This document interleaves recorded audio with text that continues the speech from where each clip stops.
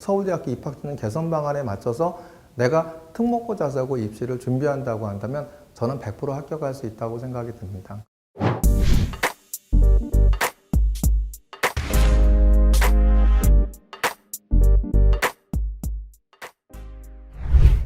자, 이번 서울대 입시에서도 특목고 자사고의 합격생 비율이 늘었죠. 1월 말에 있었던 경희대 컨퍼런스에서도 일반고 비율보다 특목고 자사고의 합격생 비율이 늘었어요. 고교학점제, 점점 그 다음에 내신도 이제 등급이 아니라 성취평가제가 되면서 특목고 자사고가 또 유리해지는 방향으로 가고 있죠. 그래서 점점 특목고 자사고에 지원하는 학생들이 늘어날 거라고 예상이 됩니다. 어떤 학생들은 붙고 어떤 학생들은 떨어지죠. 이번에도 강남에서 보면 외대부고 같은 경우에 많이 안 됐다고 얘기합니다. 근데 어떤 학생은 되고 어떤 학생은 떨어졌어요. 그 해답이 뭐가 있을까요? 해답. 저는 그 해답이 어디 있냐면 서울대학교나 연대, 고대 입시 방향에 있다고 봅니다. 그러니까 외대부고가 됐든 하나고가 됐든 서울대학교를 보내려고 하거든요. 그래서 서울대학교에서 어떤 인재를 갖다 선발하려고에 맞춰서 그런 인재를 똑같이 외대부고나 하나고도 선발한다고 저는 이렇게 생각이 됩니다. 그렇기 때문에 내가 어디야? 강남에서 외대부고가 많이 안 됐다는데 이것에 대해서 주눅들 필요가 없는 거고요. 그럼 정확하게 서울대학교 입학전형 개선 방안이 무엇인지를 파악하는 게 중요하죠. 그런데 이번 2월 10일에 서울대학교에서 컨퍼런스를 했어요. 그죠? 대입 발전 방향 컨퍼런스를 하면서 서울대학교 입학전형 개선 방안을 내놨습니다. 결국은 내가 특목고 자사고 입시를 준비하는 것도 이런 서울대학교에서 발표한 1월 10일에 있었던 서울대학교 입학전형 개선 방안에 맞춰서 내가 특목고 자사고 입시를 준비한다고 한다면 저는 100% 합격할 수 있다고 생각이 듭니다. 그래서 오늘 이 시간에서는 제가 이제 서울대학교 입학전형 개선 방안의 핵심이 무엇인지, 그게 뭐 두 가지이긴 합니다. 하나는 이제 고교학점제에 따른 심화된 학습을 해라. 그래서 진로학습에 대한 진로 연계 심화학습한 것을 해라. 두 번째가 문제 해결력과 창의력을 나타내라고 하는 건데 앞부분은 사실은 이제 많이 얘기를 했거든요. 그래서 오늘 문제 해결력이 뭔지에 대해서 한번 구체적으로 설명을 한번 해볼까 합니다. 그래서 이런 대학 입학전형 개선 방안에 대한 내용들을 소개하고 문제 해결력에 따른 이제 서울대 합격한 학생들, 그러니까 서울대 치대에 합격하고 서울대 경영대학에 합격한 학생부의 학생들을 하나 보여드리고요. 이것이 사실 고입의 자소서하고 똑같거든요. 그래서 이제 이런 것들을 한번 보여드린 다음에 실제로 합격한 외대부고와 하나고에 합격한 학생들의 사례를 갖다 외대부고와 하나고에 한해서 쭉 한번 다양하게 한번 보여드릴까 합니다. 그래서 아무리 이제 어떤 학생들은 내가 내신 더 좋아, 나는 떨어지고 쟤는 붙었고 이런 경우가 많거든요. 그건 바로 뭐냐면 고등학교가 바라보는 평가 관점은 서울대학교 입학전형안의 입시와 거의 일치한다 이렇게 보시면 됩니다. 그래서 내가 실수하지 않고 내가 합격하기 위해서는 바로 서울대학교의 관점에 맞춰서 준비를 하신다고 한다면 충분히 특목고 자사고에 합격을 할 거라고 보여지는 거고요. 그러기 위해서는 오늘 핵심인 제가 문제 해결력과 창의력이라고 했죠. 문제 해결력과 창의력은 하반기에 가갖고 자소서만 이렇게 쓴다고 되는 게 아닙니다. 문제 해결력과 창의력을 나타내는 탐구나 이런 것들이 내가 해야 되는 거고 이것이 학생부에 있어야 되잖아요. 그래서 미리 특목고 자사고 입시를 갖다 지금부터 어떤 올 연말까지 준비를 해서 그죠? 문제 해결력과 창의력을 나타내는 탐구도 하고 이것도 학생부에 나타내고 그 다음에 이거에 따른 자소서를 작성하신다고 한다면 충분히 원하시는 학교에 합격할 수 있지 않을까 생각합니다. 그래서 본격적으로 한번 서울대학교 입학전형 개선 방안이 무엇인지 한번 알아보도록 하겠습니다. 1월 10일 날 대입 발전 방향 컨퍼런스를 했죠. 여기서 대학 입학전형 개선 방안에 대해서 서울대학교 입학전관 이승현 사장관이 이 대학 입학전형 개선 방안이잖아요. 여기서 한번 보세요. 어머님들은 내신 그러는데 전과목 성적의 우수성이 20이에요. 근데 이제 주요 과목 성적의 우수성은 7이에요. 그죠? 근데 이거보다 더 높은 게 뭐죠? 바로 도전적인 교과목 선택 이수 의지예요. 5위가 독서 소양이거든요. 독서 소양은 뭐냐면 서울대학교 학생부 종합전형 안내서를 보면은 전문 서적을 찾아 읽기도 하고 책을 읽다가 생긴 궁금증으로 또 다른 책을 선택하기도 하고 꾸리물기 독서나 전문 서적 얘기를 하거든요. 이것이 더 높다라는 거예요. 과연 독서는 어떤 독서를 해야 되는지에 대한 사례들을 한번 보여드리고요. 근데 이거보다 가장 더 높은 것이 뭐냐면 학습 경험에서 나타나는 문제 해결 능력이라는 거예요. 그래서 과연 이제 문제 해결 능력이 뭔지를 갖다 한번 이따 사례를 통해서 설명을 드릴까 합니다. 대학 수학을 위한 학업 역량은 기본적인 학습 능력에 더해 저건 내신이겠죠. 근데 이제 논리적이고 체계적이며 통합적인 사고력과 그 다음에 정답을 맞히는 능력이 아닌 문제를 발견하고 그 문제의식에 대한 답을 찾아갈 줄 아는 능력, 이걸 갖다 이렇게 정의하고 있어요. 그래서 이번 컨퍼런스에서도 하나는 내신이지만 통합적 사고력과 문제 해결력이다라고 얘기하고 있죠. 그러면서 이제 서울대학교에서는 도전적 인재를 선발하고자 한다. 위험 회피형 인재보다는 하이 리스크 하이 리턴의 개념으로 선발하겠다. 그러니까 쉬운 과목 선택해서 내신만 잘 따려고 그래. 이런 것도 안 뽑겠다라는 얘기죠. 쉬운 탐구 주제만 했어. 그리고 나서 어려운 탐구 주제에 도전하지 않고 쉬운 탐구 주제만 해서 학생부에 나타나 있어. 안 뽑겠다라는 겁니다. 그래서 문제 해결력과 독서 소양, 그 다음에 심화학습 의지 창의력, 그다음에 불굴해진념, 이렇게 얘기를 하고 있죠. 서울대학교 입학진흥 개선 방안의 기본 방향이 뭐냐면 선택 중심 교육과정 및 진로 연계 학습 경험 반영이고요. 문제 해결 역량, 논리적 사고력, 창의성 등 종합 역량 평가예요. 하나가 너 무슨 과목 들어왔고 진로와 연계해서 얼마나 깊이 있게 학습을 했니? 이게 하나면 두 번째가 뭐죠? 너 문제 해결 역량은 뭐고, 그죠? 창의력은 뭐냐? 이런 부분이 나타나 있냐? 이걸 갖다 보겠다라는 거예요. 고교학점제가 본격적으로 시행되면은 그 9등급제인 기본적인 내신도 지금 교육부의 방침은 성취평가제로 바뀐다라는 거예요. 그러면 전부 다 내신이 등급제가 하나도 없죠. 전부 다 뭐가 되죠? 성취평가제 ABC예요. ABC. 그럼 ABC, A를 갖고는 A의 비율이 60%, 70%, 어떤 뭐 30%, 40% 이렇게 나오는데 이것만 갖고 학생의 역량을 갖다 우수하다라고 볼 수가 없겠죠. 그러다 보니까 중요한 것이 A를 맞는 것이 중요한 것이 아니라 세특에 대한 내용, 그죠? 깊이 있는 학습을 갖다 얼마나 있는지를 갖다 보겠다는 것이고, 그렇기 때문에 세특이 중요해지기 때문에 그런 거고요. 두 번째, 그러면서 이제 국가에서 추구하는, 그죠? 미래 인재상이 바로 이제 이런 창의와 혁신, 이런 부분들이죠. 융합적 사고. 그러니까 이런 창의와 혁신, 융합적 사고를 나타내기 위해서는 바로 문제 해결력과 이런 이제 창의력을 갖다 나타내야 되잖아요. 그런 부분들에 대한 것들이 내신에 대한 비중들이 감소가 되기 때문에 무슨 과목을 공부했고, 근데 과목을 이수하는 것보다 더 중요한 것이 바로 이제 무슨 과목을 이수했고, 그것보다는 더 중요한 것이 약간 문제 해결력과 창의력에 대한 부분들이 국가인재상에 맞춰서 이런 부분들의 소양을 갖춘 인재를 선발하고자 하니까 바로 이런 부분들이 강조되지 않나 이렇게 보여집니다. 그래서 권호영 교수님은 그 서울대학교 사범대학교 권호영 교수님은 이제 이런 얘기를 하셨죠. 교과학습은 나의 탐구활동이다. 그래서 교과 원리와 나의 관심을 갖다 연결시켜서 교과 수업에 생긴 궁금한 핵심 원리를 이해했으면 그걸 바탕으로 교과 주제, 교과 본연에 대한 관심 있는 주제나 나의 관심 주제와 연계해서 이해, 적용, 융합의 깊이 있는 학습을 갖다 하라는 거죠. 이런 탐구활동을. 여기도 있죠. 그래서 교과 내용의 단순 암기를 넘어 자기주도적으로 탐구하고 자신의 삶에 활용한 경험이 있는가, 또 자신의 성취를 점검하고 더 필요한 공부가 무엇인지 고민하며 개선한 경험이 있는가, 특별한 노력을 통해 학업 역량을 키운 사례가 있는가, 특히 의미 있는 학업 경험, 심화학습과 어려운 극복이죠. 이게 뭐죠? 너 탐구한 게 뭐고, 그죠? 그 다음에 네가 스스로 찾아서 공부한 과정에 심학습한 과정은 뭐냐, 이걸 갖다 보겠다고 얘기하는 거죠. 그러면서 이제 수시 모집 비율이 대입 공정성 강화 방안 때문에 감소했지만 고교학점제로 인해서 점점 더 증가할 수밖에 없죠. 그래서 수시 비율이 다시 증가했다, 이 얘기를 하고 있고요. 아마 이제 그 특목고 자소고 입시를 준비하는 중학생분들이 아마 대학 갈 때는 더 많이 수시 비율이 더 증가하지 않을까 이렇게 보여집니다. 그래서 여기서 딱 얘기하고 있는 것이 뭐죠? 이 권호영 교수님의 PT에서 보면은 중학교에서는 자유학기제, 주제 선택 활동을 하고, 그죠? 이걸 바탕으로 고등학교에서 고교학점제, 네가 듣고 싶은 과목을 듣고, 그 다음에 이걸 뭐죠? 다양한 탐구 활동을 해라. 그래서 다양한 탐구 활동을 해서 이런 깊이 있는 학습을 통한 성장 과정을 세 분야 밑에 계산. 아까도 그랬죠?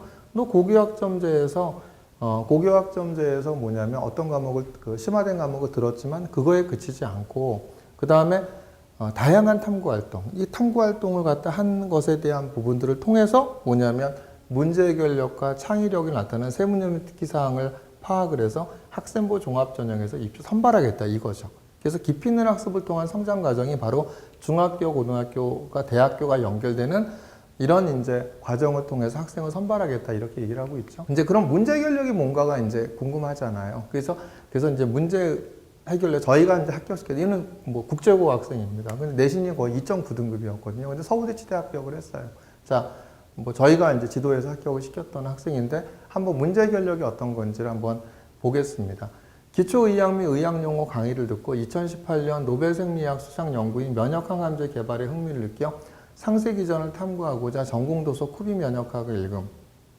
CTLA4, PD-1의 단일 클론 항체가 T림프구와 항원 제시세포 사이의 상호작용을 조절하여 T림프구의 기능을 활성화하는 면역관문 억제제의 원리를 알게 됨. 이후 T세포의 활성화 메커니즘을 유전적으로 조절할 수 있지 않을까 호기심이 생겨 NCBI 자료를 찾아보며 T세포의 발달과 보조 T세포의 분화에 관여하는 가타3 전사인자를 발견함.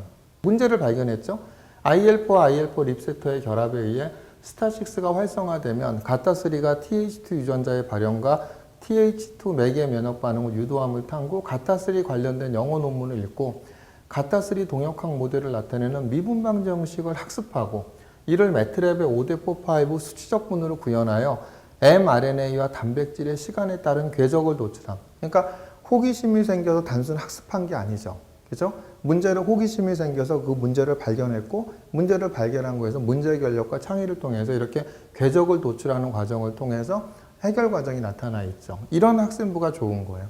이걸 갖다 그대로 조금만 바뀌면 이런 게 바로 자소서가 되지 않을까요? 특목고 자사고 입장에선. 이를 통해 스타6 자극 발생 이후 가타3 전사인자가 활성화되는 기전을 확인함. 그죠? 수학적 모델을 구현하는 과정에서 면역세포 활성화에 대한 분자생물학적 이해를 강화함. 이것이 이제 학생부, 3학년 학생부인데 이 부분들을 갖다 조금만 바뀌면 바로 이게 이제 자소서라고 보시면 되죠. 요번엔 상경규를 보겠습니다. 저희가 서울대 경영 합격시킨 학생부인데요. 3학년 진로활동이죠. 자, 실용경제 교과에서 합리적 투자 의사결정을 학습하고 유가증권 시장에서 확률과 통계의 개념이 어떻게 활용되는지 실제 종목으로 분석함.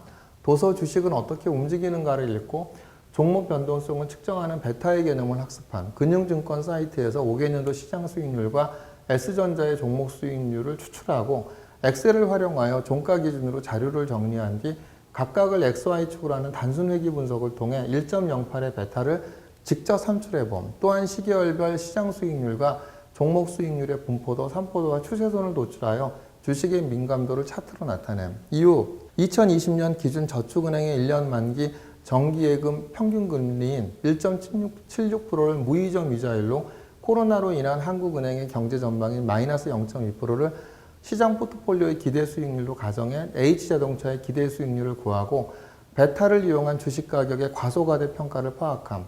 기업의 위험을 측정하는 분산과 베타 등 실제 유가증권 시장에서 수학적 개념을 적용한 도구로 투자 결정에 도움을 받을 수 있다는 사실을 깨닫고 진로와 관련해 투자 시장의 효율성을 확보하기 위해서는 투명한 경영 공시와 상품에 대한 리스크 측정이 중요함을 학습함. 이랬죠? 여기서 보시면 어떻죠?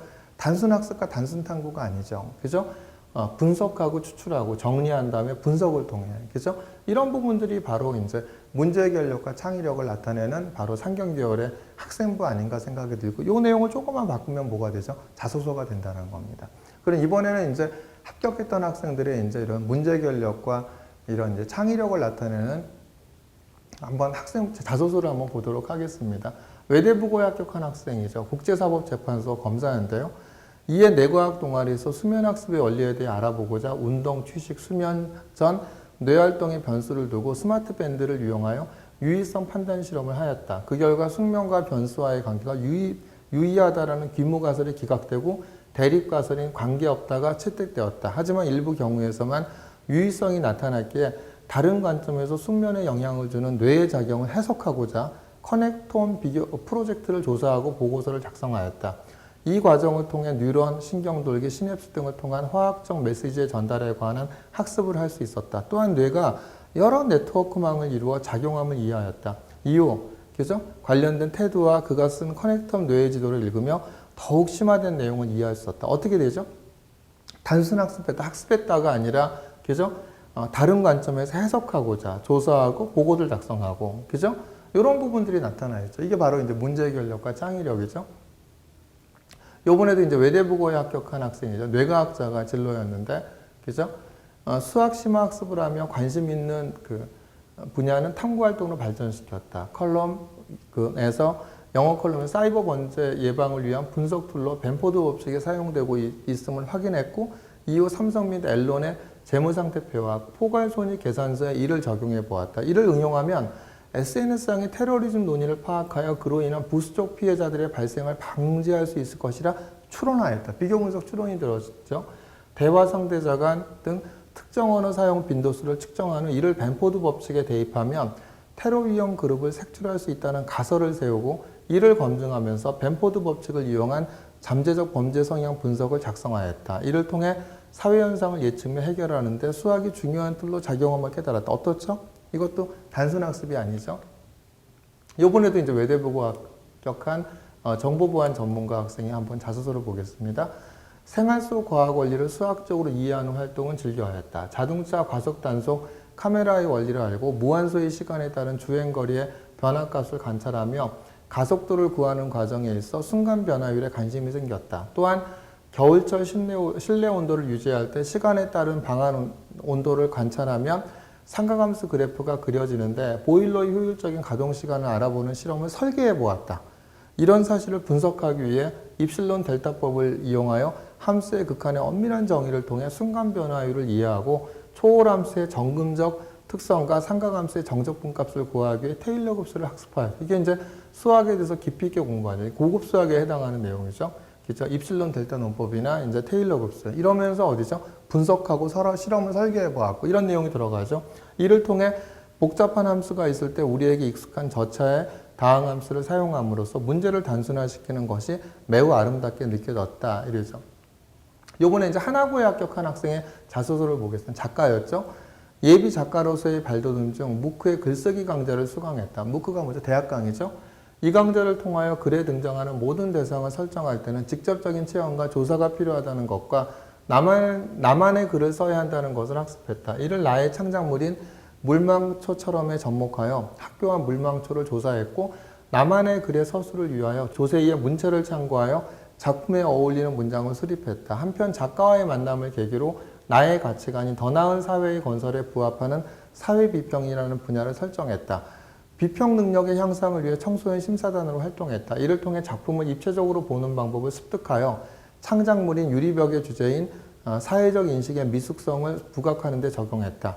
번역의 환경성을 인지한 후 이를 극복한 영어책 집필을 위해 The House of the Scorpion 등의 원서를 읽고 영문 습작을 거듭했다. 영어 소통 능력 실력의 향상을 위해 영문 기사를 스크랩하던 중 로이스 로리의 인터뷰 기사를 스크랩하며 기억 전달자 외 SF 사부작 중 독서 토론 동아리에서 다뤘던 기억 전달자뿐만 아니라 다른 저서들에 담긴 메시지 등에 관심이 생겼다. 이에 영어 토론 동아리에서 더 기버를 읽고 토론 후 광연을 참고하여 학술 영문 보고서를 작성하였다.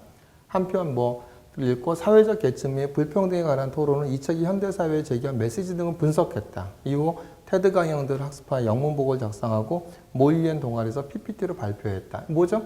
단순히 학습이 아니죠. 분석하고, 그죠?